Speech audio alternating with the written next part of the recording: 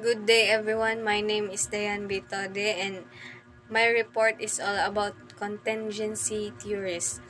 The trait and behavioral theories failed to point out that leadership situations not similar, and it is easy to presume that there is no single leadership style that will fit all situations. So it means that the contingency theory of leadership supposes that a leader's effectiveness is contingent on whether or not their leadership style suits a particular situation. So, according to this theory, an individual can be an effective leader in one circumstance and an effective leader in another one. To maximize your likelihood of being a productive leader, this theory posits that you should be able to examine each situation and decide if your leadership style is going to be effective or not. So, in most cases, that requires you to be self-aware, objective, and adaptable. So, the various theories related the situational approach to leadership consists of the following. So, continuum of leadership behavior. So, this is the first contingency model of leadership, was developed by Robert Tannenbaum and Warren H. Smith, and is referred to as the continuum of leadership behavior. This model consists of driven alternative ways for managers to approach decision making, depending on how much participation they want to allow subordinates in the decision making. So, continuum theory in leadership is based on the idea that many classifications of leadership such as autocratic or democratic are extremes, and leadership practices in real life situations lie somewhere between the two extremes. In other words, the main rationale behind the introduction of the model is that current classifications of leadership styles are too general, in black and white terms, and in reality leadership practices exercised by the majority of organizational managers lie somewhere in the middle. So next is the contingency leadership model. So this is the second model of contingency theories.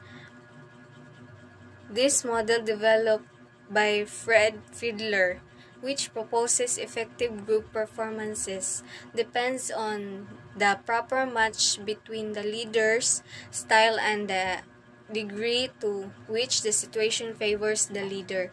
Fiedler measures leadership style through the use of the least preferred coworker LPC scale, which is actually an instrument that assesses the degree of positive or negative feelings held by a least prefers to work. So, the contingency approach to leadership centers around the idea that to be effective in their role, a leader's style must be appropriate to the situation to be effective in their role. If a leader only has one strategy up their sleeve, they will be very effective in some cases and entirely ineffective in others. The contingency theory provides a potential solution to this problem.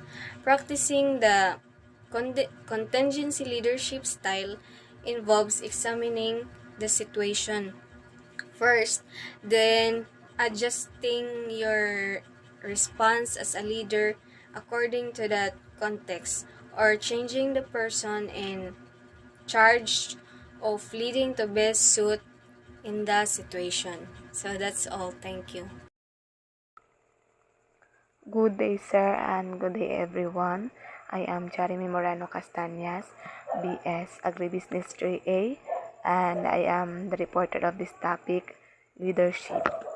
Um, to determine how favorable the leadership environment is, Fiedler maintains that it will depend on three factors.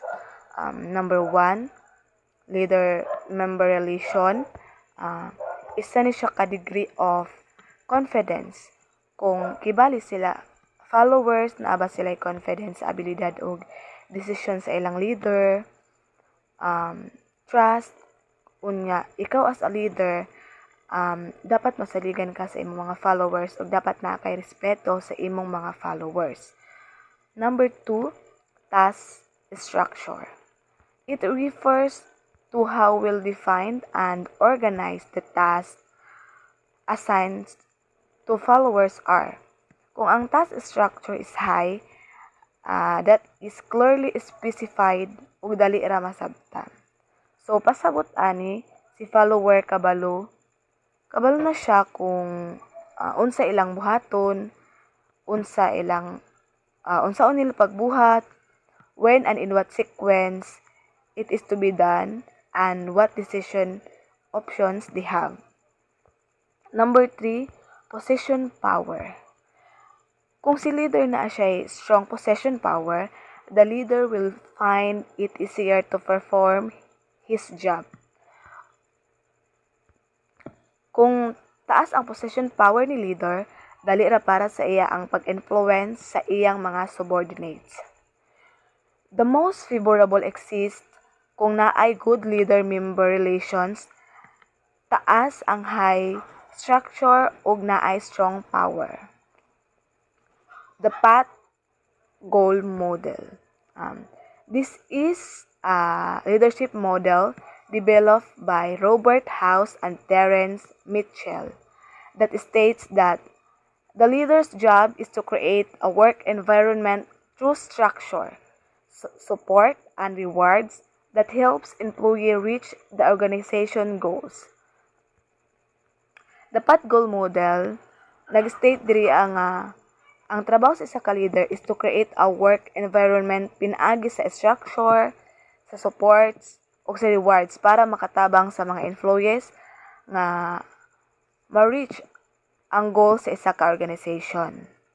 Naay two major roles ang involved aning path goal model. Number 1, the creation of a goal orientation and the improvement of the path toward the goals so that they will be attained. The path goal leadership process, leader identifies employee needs, appropriate goals are established, leader connects rewards with goals, leader provides assistance on employee path towards goals. Ang mga employees masatisfied sila o ma-motivate sila sa pagbuhat sa ilang mga task kung ilang i-accept ang leader. Effective performance of course. Kibali kung positive ang path goal leadership process, ang employee, ang organization, ilang ma-reach ang ilang goals. House and Mitchell identifies 4 leadership behavior. Number 1, directive leader is someone who takes charge and provides clear instructions and guidance to their followers. They set expectations for the works to be done, establish schedules, and provide specific guidance on how to accomplish tasks. They are authoritative and focus on ensuring the tasks are completed efficiently and effectively. Number 2, the supportive leader. On the other hand, is more focused on building relationships and supporting the needs of their followers. They are friendly, approachable, and empathetic towards their followers. They show genuine concerns for their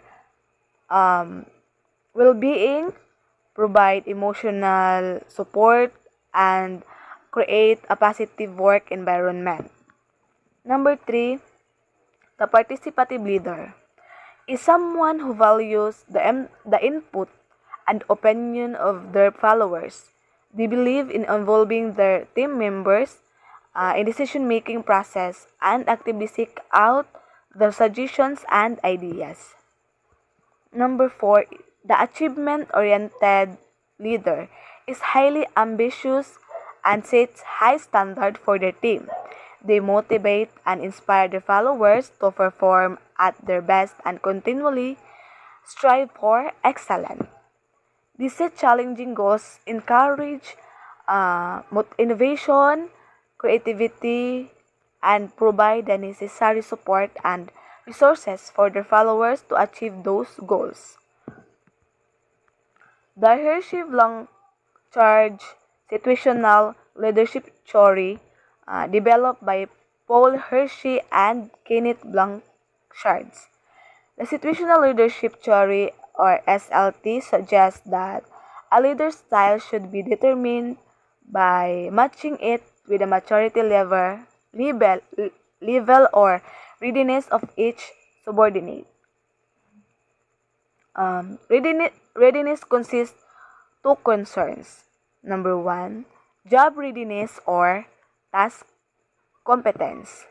Kibali kung ang isa ka tao high og task competence to perform the job without a manager is structuring and directing the work.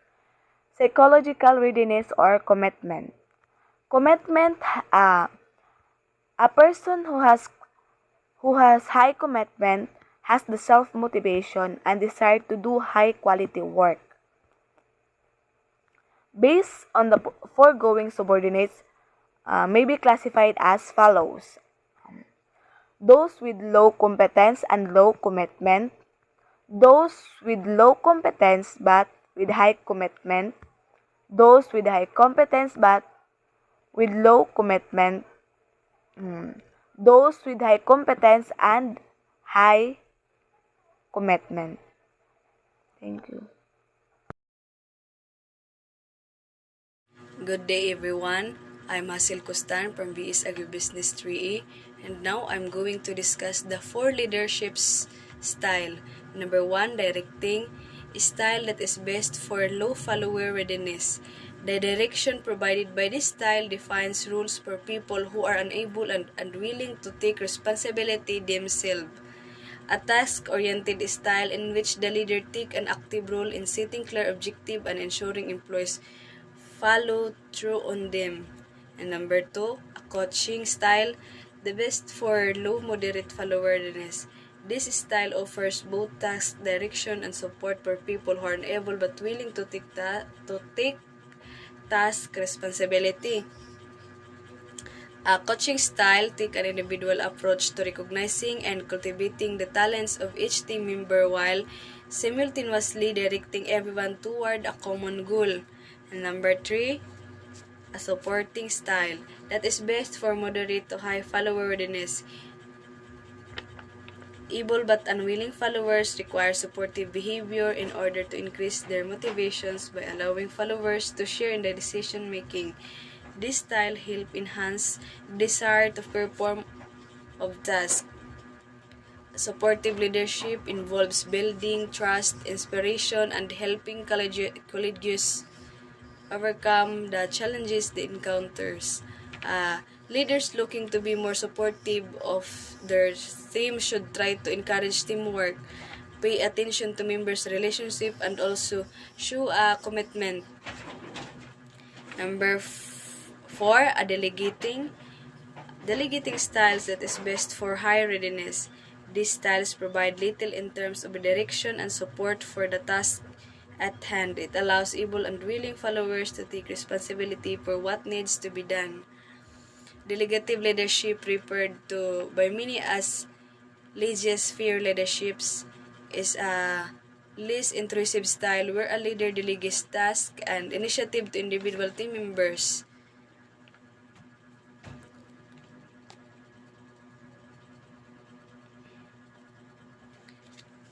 Leadership theory.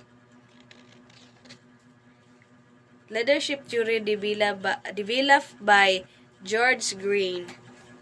The leadership member exchange approach. Leaders develop unique working relationship with each group member.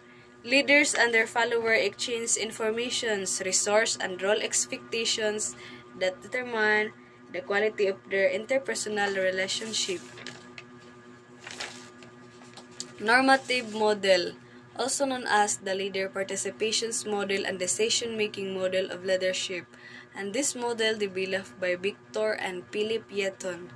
Some years later, the model was revised by Virom and Arthur Hago to make it more accurate.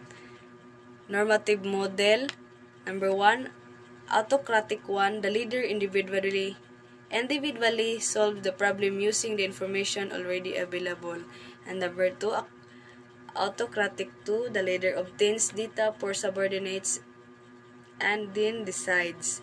Number 3, consultative 1, the leader explains the problem to individual subordinates and obtain ideas from each before deciding. Number 4, consultative 2, the leader meets with group of subordinates to share the problem and obtain inputs and then decide.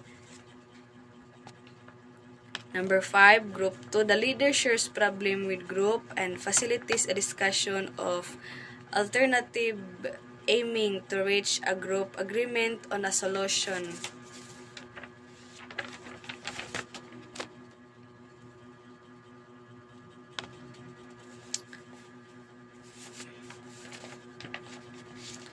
Mosek-Riemann model. This model was developed by John P. Mosek and Bernard C. Riemann. Suggests that participation behavior is concerned with the degree to which subordinates are allowed to be involved in decision making. And 4 leadership style are considered the directive autocrat. The leader makes decisions unilaterally and closely supervises the activities of subordinates. And number 2, the permissive autocrat. This leader makes decisions unilaterally but allows subordinates a great deal of latitude in executions. And number 3, the directive democrat. This leader wants full participations but closely supervise subordinates' activity. And number 4, the permissive democrat. The leader allows high participation in decision making and in execution. That's all. Thank you.